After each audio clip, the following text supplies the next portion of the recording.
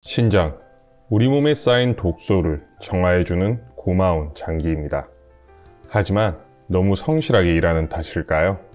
이 녀석은 아파도 아프다고 말을 하지 않습니다. 그래서 신장은 침묵의 장기라는 별명을 가지고 있습니다. 기능이 많이 떨어질 때까지 그 증상을 느끼지 못하는 경우가 많죠. 지금부터 묵묵히 일만 하는 신장의 이상 유무를 확인할 수 있는 증상을 7가지 알려드릴 테니 지금 바로 셀프 테스트 해보세요. 첫 번째, 소변에서 거품이 많이 생긴다. 소변에서 거품이 생기는 것은 단백뇨의 증상입니다. 신장의 기능에 문제가 생겨 단백질이 많이 빠져나가고 있다는 뜻입니다. 두 번째, 소변에서 피가 나온다. 혈뇨는 신장의 염증이나 여러 가지 문제가 있는 경우에 발생합니다. 세 번째, 몸이 자주 오래 붓는다. 정상적인 부종은 생겨도 하루 만에 대부분 없어집니다. 하지만 부종이 지속적으로 나타나고 가라앉는데 오래 걸린다면 신장의 문제를 의심해 봐야 합니다. 네 번째, 체중이 급격하게 늘어난다. 이것 또한 부종과 관련된 증상으로 붓기가 빠지지 않고 체중으로 유지되는 경우입니다. 다섯 번째, 소변의 양 자체가 많이 증가한다. 신장이 제 기능을 못하면서 소변을 농축시키지 못해 나타나는 증상입니다. 특히 자는 동안 소변을 2번 이상 놓아야 하는 야간뇨를 가지고 있다면 신장의 기능이 저하된 것일 수 있습니다. 여섯 번째, 혈압이 높아진다. 고혈압 자체가 신장의 기능을 저하시키는 원인이기도 하지만 반대로 신장의 기능이 저하되면 혈압이 올라가기도 합니다. 마지막 7번째, 허리 쪽이 아프다. 신장은 우리 양쪽 옆구리에 위치하고 있습니다. 신장에 만성 염증이 생기면 옆구리, 즉 허리에 통증이 생길 수 있습니다. 안녕하세요. 건강꽃 필무렵입니다. 해당 증상들은 대한신장학회와 질병관리본부에서 발표한 자료를 바탕으로 제작되었으니 꼭 체크해 보시길 바랍니다. 혹시 내가 7가지의 증상 중에 해당되는 부분이 있다 라는 분이 계실까요? 하지만 이런 증상이 있더라도 너무 걱정하지는 마세요. 위의 증상 중에 해당되는 것이 있더라도 무조건 신장병이라는 것이 아닙니다.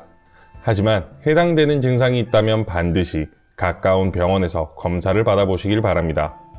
간단한 소변 검사와 혈액 검사만으로 신장의 이상 유무를 확인할 수 있습니다. 여기서 이상 징후가 있으신 분들만 정밀 검사를 받아보시면 됩니다. 제가 이렇게 검사를 강조한 이유는 2가지입니다. 첫째, 침묵의 장기라 불리는 만큼 신장병은 뒤늦게 발견되는 경우가 너무 많습니다. 둘째, 만성적으로 나빠진 신장은 그 기능을 되돌릴 수 없습니다. 한번 망가진 신장은 다시 재생되지 않는 것이죠.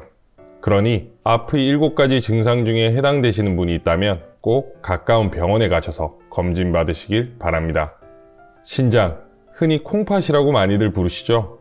이런 신장은 어른 주먹만한 크기로 등 아래의 좌우에 1개씩 있습니다. 다른 장기와는 다르게 왜 신장은 2개나 있는 걸까요? 신장의 기능을 보시면 이해되실 겁니다. 신장은 염분과 수분을 조절하여 조혈 호르몬을 분비해 우리 몸속의 적혈구 생성을 돕습니다. 그리고 혈압을 조절해주며 비타민 D를 활성화하여 뼈의 대사에도 영향을 미치죠. 하지만 가장 중요한 것은 신장이 우리 몸의 정수기 역할을 한다는 것입니다. 우리 몸에 들어오는 독소들은 1차적으로 간을 통해서 해독이 됩니다. 그리고 대사 과정을 통해 2차적으로 만들어지는 독소들은 혈액을 타고 돌아다니다가 신장을 통해서 걸러지게 됩니다. 신장에는 모세혈관이 뭉쳐진 사구체라는 미세한 필터들이 수없이 존재합니다. 이 사구체를 통해 각종 노폐물이 걸러지고 우리 몸에 필요한 물질들은 다시 혈액 속으로 돌아가게 됩니다. 여기서 걸러진 노폐물은 소변을 통해 자연스럽게 우리 몸에서 퇴출되게 되는 거죠. 이런 중요한 역할을 하는 만큼 보통 신장의 기능 저하는 사구체 여과율을 통해 판단합니다. 사구체 여과율이란 사구체를 통해 혈액 속의 노폐물이 걸러지는 양을 측정한 것입니다. 이 여과율을 기준으로 하여 신장의 건강 상태를 5단계로 나눕니다. 1에서 2단계는 신장 기능의 60에서 90%가 남아있으며 특별한 증상이 없습니다. 이 시기에는 고혈압, 당뇨, 단백뇨 같은 신장병의 원인 치료에 주력하는 시기입니다. 신장 기능이 30에서 59%만 남게 되면 3단계라 불리며 신기능 저하가 발생하기 시작합니다. 그리고 신장 기능의 15에서 29%만 남게 되면 신기능 저하로 인해 각종 증상과 합병증이 나타나기 시작합니다.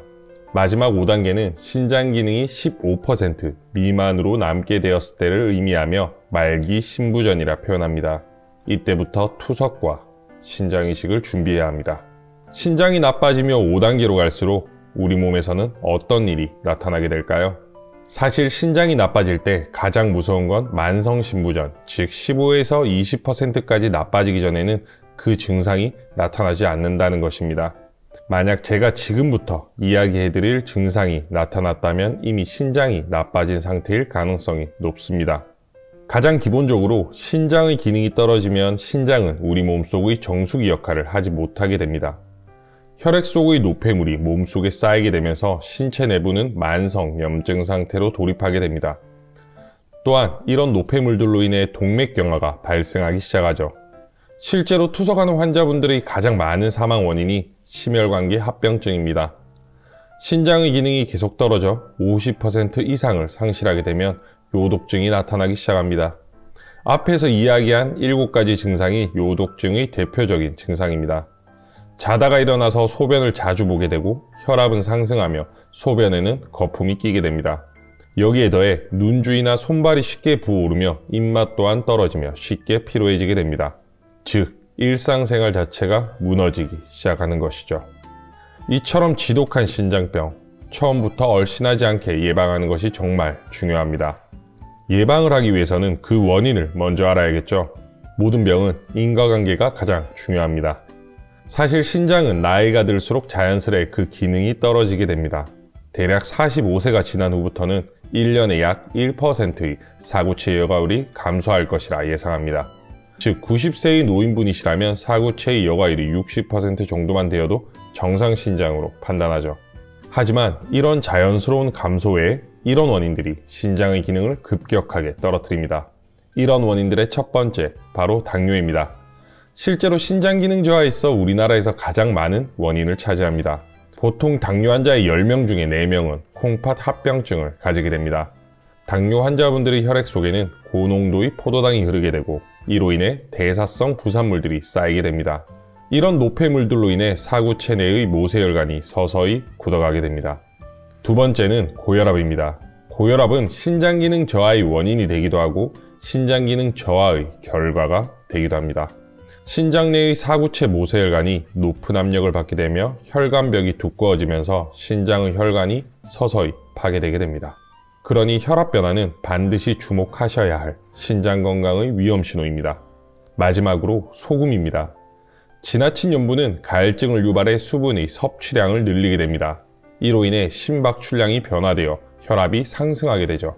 상승된 혈압은 우리의 신장 기능에 영향을 미치게 됩니다. 그런데 문제가 있습니다. 소금은 한국인가 뗄래야 뗄 수 없는 식재료죠. 세계보건기구 WHO에서 발표한 소금의 1일권장 섭취량은 6g입니다. 하지만 한국인은 이것의 3배에 달하는 14에서 24g을 매일 먹고 있습니다. 왜 이렇게 많은 소금을 먹게 되는 걸까요? 우리나라의 음식은 보통 뜨거운 경우가 많습니다. 그리고 인간은 뜨거운 음식을 먹을 때 짠맛을 잘 느끼지 못하죠. 또한 김치나 젓갈 같은 염장 음식들은 음식의 세포 내로 소금이 들어가게 됩니다. 그래서 맛만 봐서는 짠맛을 잘 모르게 됩니다. 이런 한식이 가진 고유 문화 때문에 우리나라는 소금과 뗄래야 뗄 수 없는 것이죠. 여기서 건강꽃 필무렵만의 작은 팁을 드릴게요. 한국인이 김치와 한식 자체를 포기할 순 없으니 국을 드실 때 국물의 섭취량은 줄이시고 건더기만 드시면 소금의 양을 획기적으로 줄일 수 있습니다. 그리고 조미료의 사용량 자체를 줄이시는 것을 추천드립니다. 조미료의 한 끼 적정 섭취량을 알려드릴게요. 소금은 숟가락의 4분의 1, 간장은 숟가락의 3분의 2, 된장이나 고추장은 숟가락의 2분의 1입니다. 예를 들어 생선구이를 하실 때는 소금 대신 마늘, 생강, 후추로 간을 하시고 소스를 만드실 때는 저염식으로 만들게 되면 우리의 식탁에서 염분을 조금씩 줄일 수 있을 거예요. 이렇게 소금을 조금씩 줄여 나간다면 신장병을 예방하실 수 있습니다. 그럼 어떤 음식들이 신장병을 예방하고 치료할 수 있을까요? 슬프게도 이미 망가진 신장을 건강하게 만드는 음식은 없습니다. 이미 신장이 망가졌다면 오직 병원에서 허용한 식품만 섭취하셔야 하며 농축액, 즉 한약재 같은 건강기능식품은 정말 주의하셔야 합니다. 그래서 신장이 나빠지기 전에 미리 예방하는 것이 중요합니다. 그럼 신장병을 예방할 수 있는 음식은 어떤 것들이 있을까요? 첫째, 아스파라거스입니다. 아스파라거스는 수세기 동안 비뇨기 질환을 치료하는 데 사용된 식재료였습니다. 글리코시드와 사포닌 같은 천연 화합물이 풍부하여 이뇨작용과 혈액을 정화하는 작용이 있습니다. 아스파라거스를 꾸준히 드시면 소변의 양이 증가하고 신장 내 세포가 활성화됩니다. 거기에 더해 요로결석을 유발하는 삼가 염분을 용해주기까지 하죠. 두 번째는 마늘입니다. 우리 주변에서 쉽게 접할 수 있는 마늘은 신장 질환의 주요 원인인 당뇨병과 고혈압을 치료하는 효능을 가지고 있습니다. 그리고 신장의 항산화 기능을 높여 유해산소로부터 신장의 세포가 손상되는 것을 막아줍니다. 세 번째는 블루베리입니다. 한 영양학 저널에서 발표한 동물 연구에 따르면 동물의 식단에 블루베리 추출물을 보충하게 된 결과 신장 손상과 염증 수치를 줄이는 데 도움이 되었다고 합니다. 그리고 블루베리는 강력한 항산화제와 항염증 화합물을 가지고 있습니다. 많은 신장병 환자들의 사망 원인이 심혈관 질환인데 이런 블루베리의 성분은 성인병과 심혈관 질환을 예방하여 신장병 예방에 추천하는 과일입니다. 마지막으로 깨끗한 물입니다. 갑자기 물이 나와서 당황하진 않으셨나요? 사실 우리 몸에서 가장 중요한 것은 물입니다. 갈증 상태가 지속되면 신장의 독소 배출 능력이 떨어져 신장의 기능 저하를 유발합니다. 그리고 몸 안의 수분이 부족하게 되면 소변이 농축되고 이것은 신장 결석을 만드는 물질이 생기도록 유발합니다. 그러니 물을 자주 드세요. 그럼 얼만큼 물을 먹어야 할까요? 식품의약품안전처의 20대 기준의 하루 물 권장량은 남자는 2.6리터, 여자는 2.1리터입니다. 우리는 평소에 음식으로도 수분을 섭취하니 대략 하루에 물을 1.5리터 정도 드시면 충분합니다. 이렇게 신장병 예방에 좋은 음식들을 추천해드렸습니다. 하지만 예방만큼 중요한 것이 조기에 신장병을 발견하는 것입니다. 그러니 꼭 국가에서 시행하는 건강검진을 빼먹지 말고 받으세요. 소변검사를 통해 혈류와 단백뇨를 조기에 발견할 수 있으며 혈액검사를 통해서는 크레아티닌의 농도를 측정하여 신장의 이상 유무를 쉽게 확인할 수 있습니다. 이렇게 신장병의 예방에 대해서 이야기해드렸습니다. 그럼 이미 신장의 기능 저하를 겪고 있으신 분들은 어떤 것을 주의해야 할까요? 첫째, 앞에서 건강검진에 대해 말씀드렸죠. 신장의 기능이 떨어지신 분들은 이때 잊지 마셔야 하는 것이 있습니다. 바로 조영제의 사용 유무입니다. 건강검진을 받으실 때 CT나 MRI를 받는 분들이 계실 겁니다. 이때 영상을 잘 얻기 위해서 여러 가지 조영제를 사용하게 되는데 이것은 대표적인 신장 독성 물질이라 신장 기능이 이미 저하되신 분들에게는 문제가 될 수 있습니다. 그러니 건강검진을 받으실 때 잊지 마시고 꼭 의료인에게 콩팥의 상태를 이야기해 주세요. 둘째, 진통소염제 섭취를 주의하셔야 합니다. 진통소염제는 염증 생리활성 물질인 프로스타글란딘을 억제합니다. 그런데 프로스타글란딘의 종류 중에는 신장으로 가는 혈관을 적절히 확장시켜서 사구체의 혈액 공급을 도와주는 것도 있습니다. 만약 신장병이 있으신 분이 진통소염제를 드시게 되면 콩팥으로 가는 혈액의 공급이 급격하게 감소하여 급성 신송상이 생길 수 있습니다. 그러니 신장이 약하신 분들은 비스테로이드성 항염증제 대신 오피드 계열의 진통제나 소량의 스테로이드를 복용하시는 것을 추천드립니다.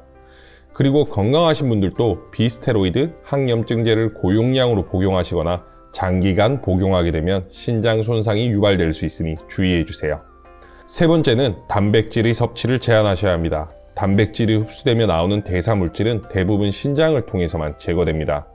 신장 기능이 떨어지신 분들이 단백질을 많이 섭취하게 되면 그만큼 신장에 부담이 가겠죠. 신장의 기능이 약해지신 분들의 한 끼 적정 단백질 섭취량을 알려드리겠습니다. 두부는 5분의 1모 정도, 달걀은 1개, 소고기는 50g 정도가 적당합니다. 마지막으로 칼륨 섭취를 매우 주의하셔야 합니다. 칼륨, 일반인이 적당량 섭취하는 것은 너무나도 좋습니다. 하지만 신장질환을 가지고 계신 분들이 섭취하면 문제가 발생할 수 있습니다. 칼륨은 심장의 근육 수축과 이완에 영향을 미치는 물질입니다. 신장 기능이 저하되신 분들이 칼륨을 먹게 되면 혈액 내의 칼륨 농도가 급격하게 증가합니다. 이것은 심장의 부정맥을 유발하며 심한 경우 심장마비에까지 이를 수 있습니다. 그래서 투석 환자들에게 가장 중점을 두고 교육하는 것이 칼륨 제한식입니다. 이 칼륨은 견과류, 각종 과일, 각종 채소에 다량 함유되어 있는 만큼 올바른 식품을 고르는 것이 중요합니다. 시금치보다는 숙주를, 양송이버섯보다는 팽이버섯을, 토마토보다는 사과, 잡곡밥보다는 흰쌀밥을 드셔야 합니다. 만약 채소를 드셔야 한다면 2시간 정도 물에 푹 담궈 칼륨 성분을 빼준 후 끓는 물에 데쳐서 섭취하셔야 합니다. 신장병을 가지신 분들에게 이것은 참고사항일 뿐이며 반드시 전문 의료인이 정해준 식단에 맞춰 식사를 하셔야 합니다. 현대사회는 먹을 것이 참으로 넘쳐납니다. 보기만 해도 먹음직스러운 음식들, 짭짤하고 기름진 음식들은 우리도 모르는 사이에 신장을 공격하고 있습니다. 우리가 마음껏 먹고 즐길 때 신장은 그저 묵묵히 일하고만 있습니다. 저는 이런 신장에 대해 공부할 때마다 부모님 생각이 납니다. 제가 생각 없이 즐겁고 행복할 때 아무런 불평불만 없이 뒷바라지 해주셨던 우리네 부모님들. 이제는 지금껏 묵묵하게 고생한 신장을 한 번쯤은 돌봐줘야 할 때가 아닐까요? 이렇게 신장에 대한 이야기를 마치며 최종 정리해 보겠습니다. 신장 나빠지면 다시 좋아지지 않는다. 그러니 미리미리 예방하는 것이 중요하다. 7가지 신장 위험 신호를 자주 체크하자. 신장을 위해 건강검진 놓치지 말고 꼭 받자. 신장병 예방을 위한 음식에는 아스파라거스, 마늘, 블루베리가 있다. 신장병 예방을 위해 소금 섭취를 줄이자. 이미 신장 기능이 떨어지신 분들은 단백질과 칼륨 섭취를 주의하자. 이상입니다. 혹시 이번 영상을 보시면서 이해가 안 되거나 궁금하신 부분, 그리고 여러분이 건강과 관련된 질문을 댓글로 달아주세요. 앞의 영상에서도 많은 분들이 건강상 궁금한 점을 많이 질문해 주셨습니다. 다행히도 모든 분들의 질문에 답변 드릴 수 있었습니다. 이번에도 건강꽃 필무렵이 최대한 빠르게 답변 드리겠습니다. 오늘의 내용이 구독자님과 구독자님들의 가족분들에게 도움이 되었다면 구독과 좋아요 부탁드립니다. 그리고 알림 설정도 꼭 하셔서 다음에 나올 건강정보도 놓치지 마세요. 이상 건강꽃 필무렵이었습니다. 오늘 하루도 행복하세요.